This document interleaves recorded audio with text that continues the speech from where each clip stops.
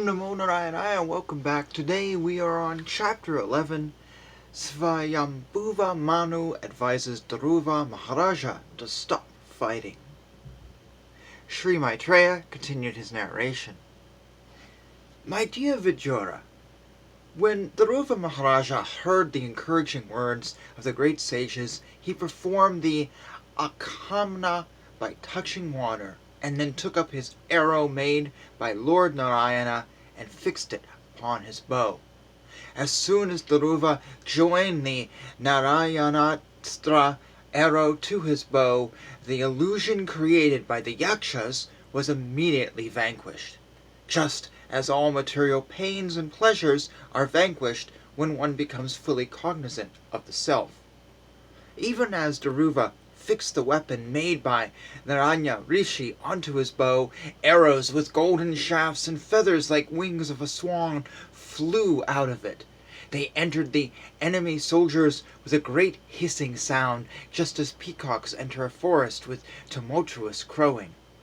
Those sharp arrows dismayed the enemy soldiers, who became almost unconscious, but various yakshas on the battlefield, in a rage against Dhruva, somehow or other collected their weapons and attacked. All the yakshas prepared to overcome Dhruva with their upraised weapons. When Dhruva saw the yakshas coming toward him, he immediately took his arrows and cut the enemies to pieces. Separating their arms, legs, heads, and bellies from their bodies, he delivered the yakshas to the planetary systems, which are situated above the sun globe, which is attainable only by first-class brahmacharis, who have never discharged their semen. When Manu saw that his grandson Dhruva was killing so many of the yakshas who were not actually offenders, out of his great compassion he approached Dhruva with great sages to give him good instruction. Lord Manu said, My dear son, please stop. It is not good to become unnecessarily angry. It is the path to hellish life. Now you are going beyond the limit by killing yakshas who are actually not offenders. The killing of the sinless yakshas which you have undertaken is not at all approved by authorities, and it does not befit our family, which is supposed to know the laws of religion and irreligion. My dear son, it has been proved that you are very much affectionate towards your brother and are greatly aggrieved at his being killed by the yakshas, but consider, for one yaksha's offense you have killed many others who are innocent.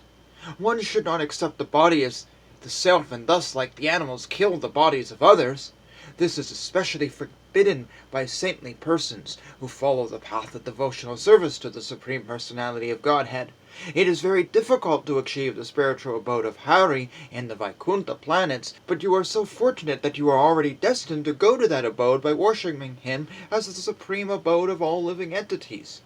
Because you are a pure devotee of the Lord is always thinking of you, and you are also recognized by all his confidential devotees.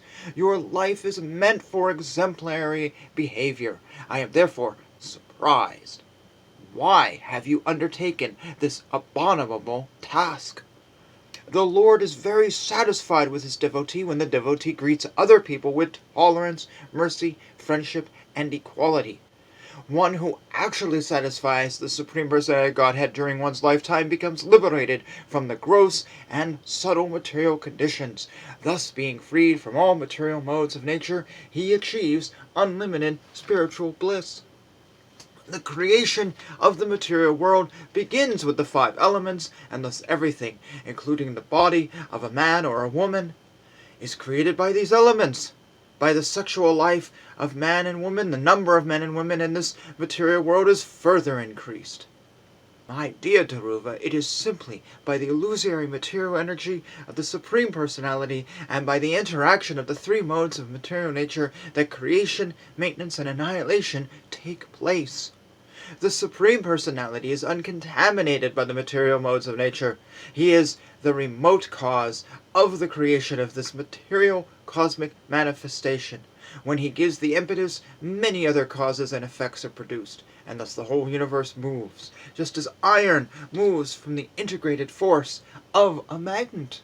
The Supreme Personality, by his inconceivable supreme energy, time, causes the interaction of the three modes of material nature, and thus varieties of energy become manifest.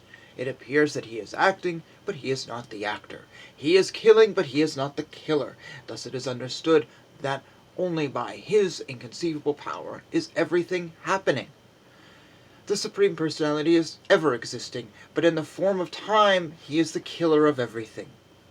He has no beginning, although he is the beginning of everything, nor is he ever exhaustible, although everything is exhausted in due course in time.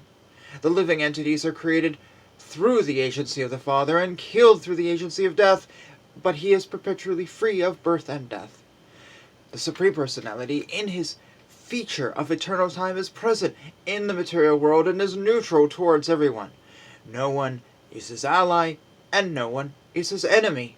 Within the jurisdiction of the time element, everyone enjoys or suffers the result of his own karma, or fruitive activities. As when the wind blows, small particles of dust fly in the air, so according to one's particular karma, one suffers or enjoys material life. The Supreme Personality, Lord Vishnu, is all-powerful, and he awards the results of one's fruitive activities. Thus, although one living entity's duration of life is very small, whereas that of another is very great, he is always in his transcendental position, and there is no question of lessening or increasing his duration of life.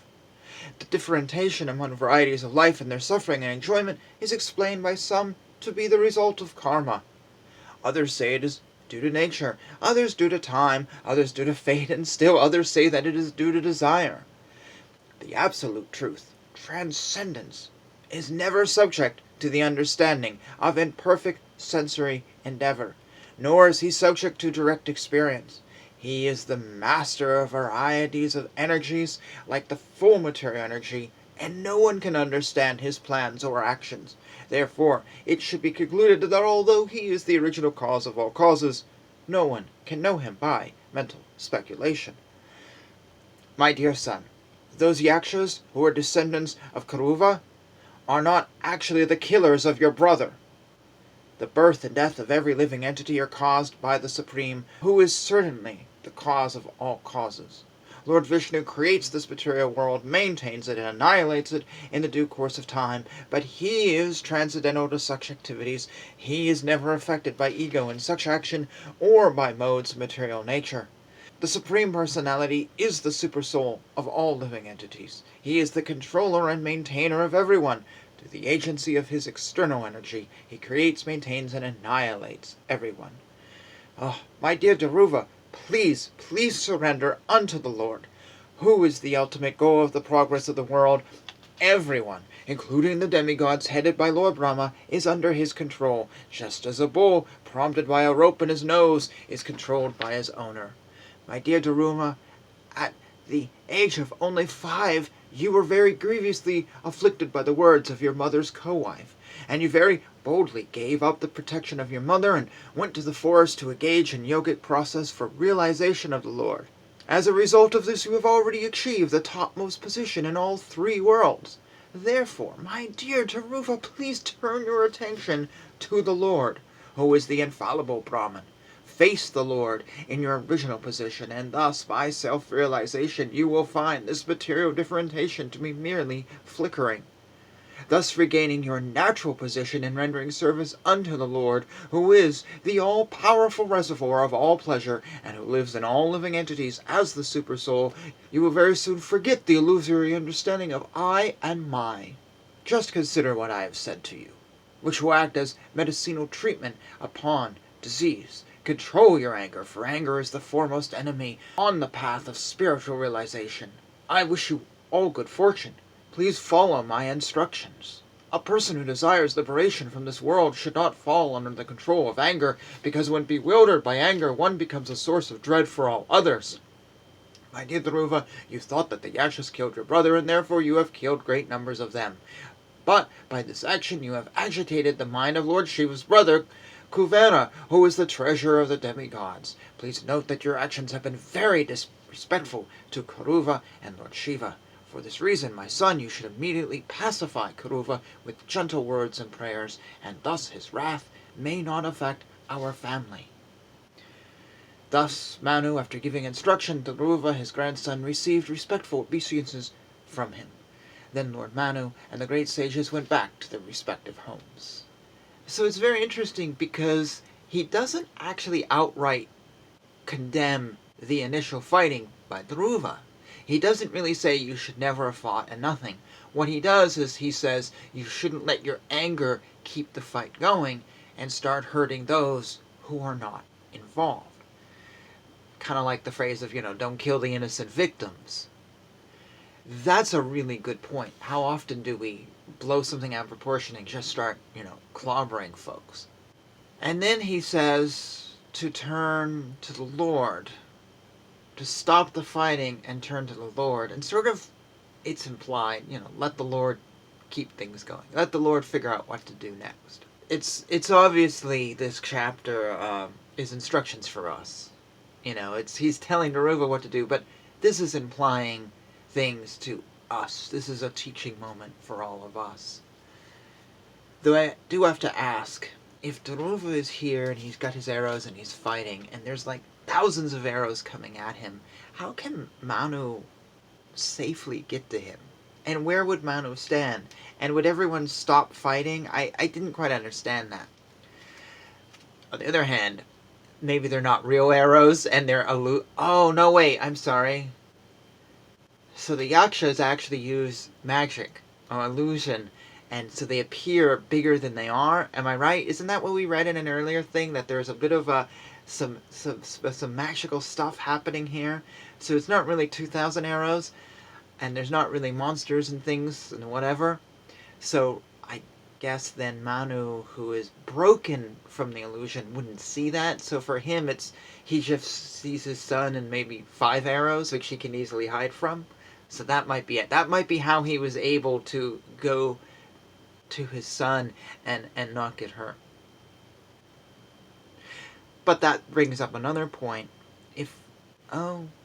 Maybe. If we're in a fit of anger and we're arguing and we're fighting, how much of that anger, how much of this fight is based on the anger, and how much of it is based on just an illusion? Or how much of our anger is based on an illusion? I think that's a fair summary of what we've just read. I don't know. Maybe you agree. Let me know in the comments down below. We will continue with chapter 12 in the next video. So please continue this conversation down below. Would love to hear your thoughts. Alright. Thank you. Hare Krishna, Krishna Krishna, Hare Hare, Hare Rama, Rama Rama, Hare Hare.